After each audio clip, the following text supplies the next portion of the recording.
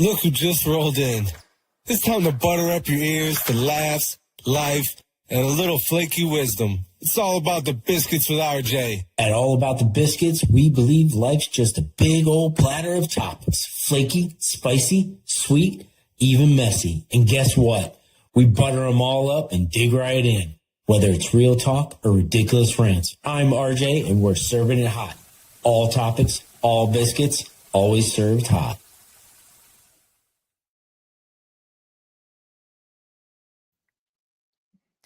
All right, folks, welcome back to All About the Biscuits with RJ. That's right, this guy. I want to thank everybody for joining us for part 2 of Cut Too Short. All topics, all biscuits are always served hot. Yeah, I know it's stupid, but you know what? One take, that's all. We're here to talk about rants and raves, laugh, cry, and real life. Sometimes people get left in their bubble, don't realize that they're not the only one out there that's feeling this way. We want to be here for the average schmo like myself, this guy. So I'm going to continue on. It's never an easy subject to talk about when someone passes away. But it's definitely tough.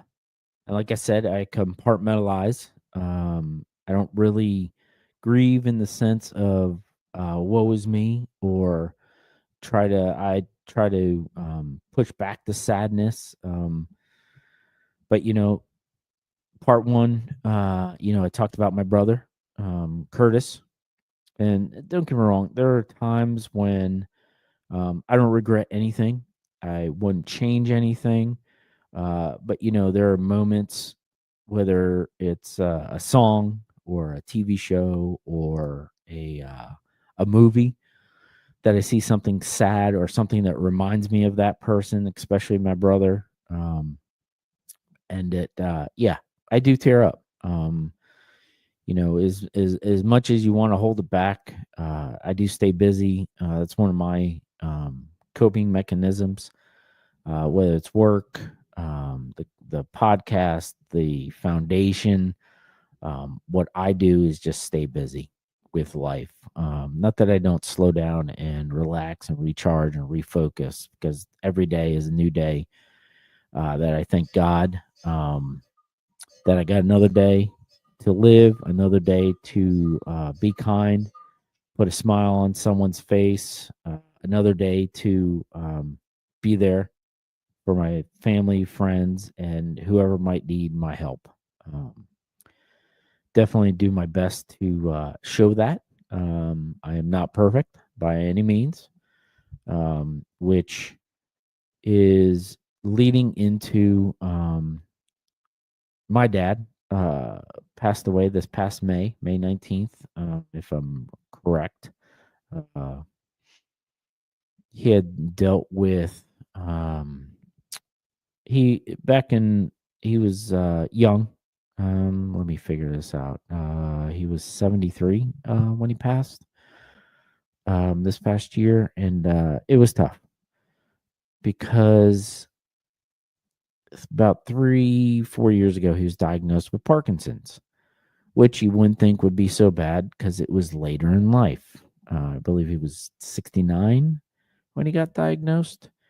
But the last year and a half, let's say the last year and a few months, was pretty fucking hard for everybody. Myself, my sister, my mother, and my dad. It definitely is eye-opening. We're actually going to have a part 3 on this subject of people passing, and I'll get into that a little bit. But my dad grew up without his father, pretty much. My grandfather passed away when my dad was 5. But, he was always surrounded by a big family, big farming family, milk farm, that is. up in Connecticut. My dad chose to have a family, to go to college, and he was a veterinarian, just like my sister. And I respect and uh, look up to both of them, my sister and my dad. But anyways, back to my dad was a quiet, um, non-conflict kind of person. That's where my brother gets it from. My dad really, he would take care of business, but he didn't really like conflict. My brother was the same way. Um, but my dad was successful at his business, at college. We grew up pretty normal, non-eventful, nothing too major to talk about, except later in life when people became adults and you know we were like every other teenager and moving on. But no, my dad was big into community, big into helping people. In New Jersey, where we grew up, he was big into Rotary, big into. He loved Pancake Day for Rotary, serving people. He would always grab his guitar and play a set on stage for everybody, for the kids, the families. My dad was big into his outlet was, playing the guitar. He wrote music, he wrote poetry. I did not get the musician side of it, the music side, but I did get the writing side of it. I do write poetry. And, at one point I thought I was going to be a writer someday. You see how that worked out. But yeah, so my dad was very creative, could fix almost anything, like my brother. So they had a lot of traits, and they were both bald. I am not bald, thank goodness. The one trait I didn't get. So, but my dad had an episode June of last year in a Publix where they lived in Florida. Um, we were very blessed that my sister was there with him while this was happening, and then that was the start of the downfall. And just seeing the type of Parkinson's that where it's delusional. His mobility was still there, even into assisted living and um, the senior home. He was still mobile. Like if you didn't watch him in his wheelchair or with his walker, there was a incident where he was all the way almost out the front door because they weren't paying attention. And we'll get into that because that's going to be part 3 is about the services and taking care of our seniors, family or not. There's things I saw that just disgust me. But I don't want to get too far off topic. But my dad passed away, and for those that don't know this side of Parkinson's, not the Michael J. Fox side, a lot of his is mobility and being fragile and stuff. But he seems to mentally still be there. My dad was kind of the opposite. He had delusions, psychotic. Once his mobility went, I went to visit him in one of the assisted living facilities, that was a whole decision that was tough to put him in a home. But at home, being able to afford private care, you just can't. Your average blue collar family, middle class family, you just can't afford constant nursing and hospice services to come in. So it was one of the hardest choices that my mother and my sister had to make. My choice was yes, because they could provide the services we couldn't. But then seeing him in there was one of the hardest things for me. Seeing him at the beginning in the wheelchair and having these psychotic episodes. He literally would talk like a movie script.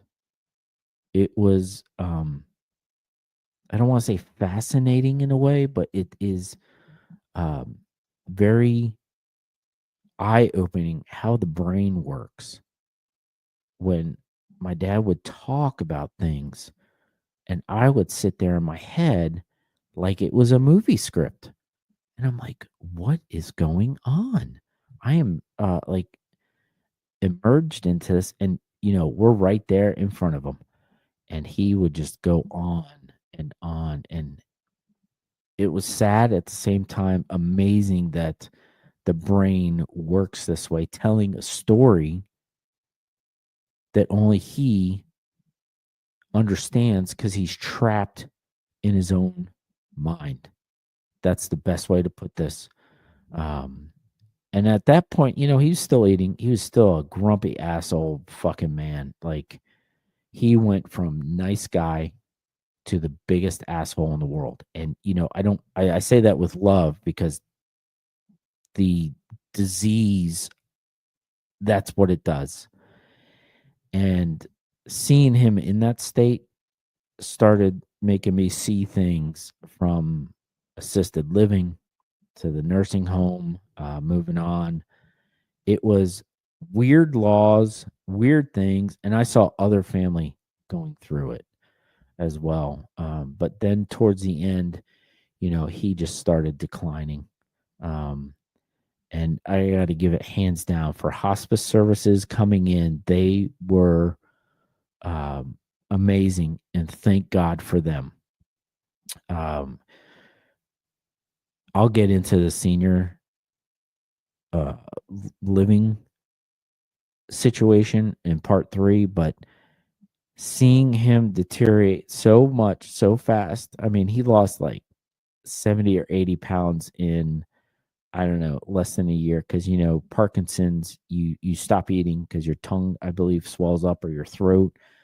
And it just, um, that old man though, at the beginning, and if you weren't paying attention, he was out the door. Did not want to be there. And it's the hardest thing, seeing your loved one know still what's going on. He had his psychotic episodes and delusions, but he still knew what was going on. And that's probably one of the saddest things. He knew who I was still. He wore our foundation shirt, RJ's Mission, every single day because I knew how proud he was of me. And seeing that and seeing pictures, I just, I do miss him, of course. And, I had to send so many shirts. Those places couldn't even find his fucking laundry. But every day he would wear those shirts. And I knew. And then when he passed, just see him go through it, I thank God that he took him and he wasn't suffering anymore. It's one of the hardest things, is to see someone you love just go through that crap. And just know, hands down, got to thank the hospice services that came in to help him. And the social worker that we hired privately that helped him, couldn't have gotten through it. And all the ridiculous laws that they have of things you can't do to help them, the way Medicare, Medicaid, I mean, yeah, I get it, but because of fraud, but it is a lot. And just knowing a lot of families can't afford it. Can't fucking afford it. And just knowing that when he passed, he was in a good place. And I was happy for that. I was happy for him. But you got to go on and see others struggle, because my mother's alone now, and it's just hard. My sister took it hard. I always try to keep focus, because it's not about how I feel. It was about how he felt,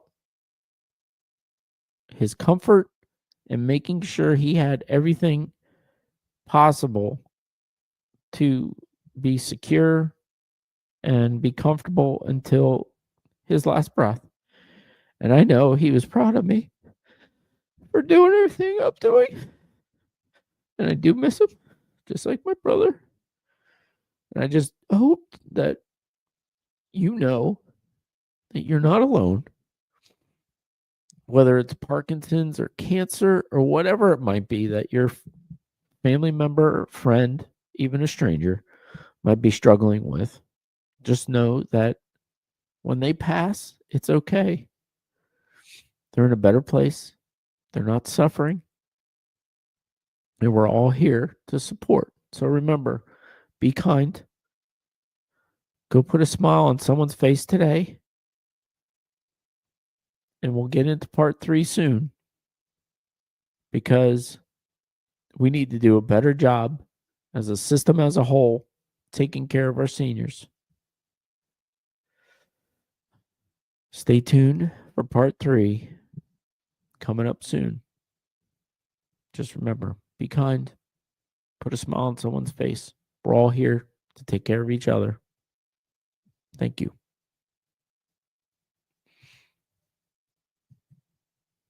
Thanks for pulling up a chair with us at All About the Biscuits. Remember, life's messy, flaky, and sometimes sweet, but we're in it together. Don't forget to subscribe, follow, leave a review, and pass the plate to a friend. See you next time